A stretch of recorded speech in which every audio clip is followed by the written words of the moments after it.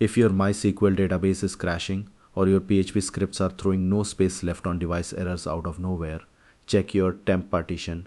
By default, cPanel sets up a small loopback file system for /temp, and once it fills up, your web services will stall. Fortunately, if you are running cPanel and WHM version 130 or newer, you no longer need to mess around in SSH or edit backend scripts.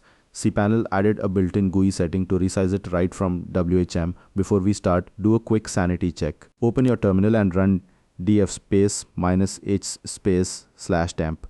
Look at the file system name in the output. If you see /dev/loop, you're good to go. That means cPanel manages this loopback mount. If you do not see /dev/loop, your operating system or data center created /temp directly on the main disk, and you will need your host to resize it. One quick warning before we proceed. Resizing /temp will delete its temporary contents and requires a server reboot.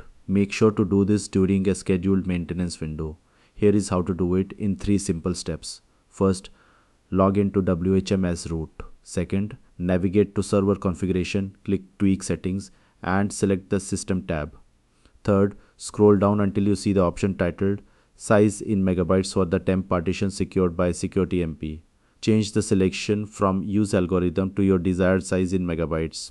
For example, if you want to give it 10 gigabytes, enter 10,040, scroll to the bottom and click save. Finally, reboot your server for WHM to recreate and remount the larger temp file system. Once the server boots back up, run df space -h space /temp in your terminal to verify your new partition size. That is all it takes. If this quick guide helped you resolve your server issue, give this video a like and subscribe for more Linux server administration tutorials.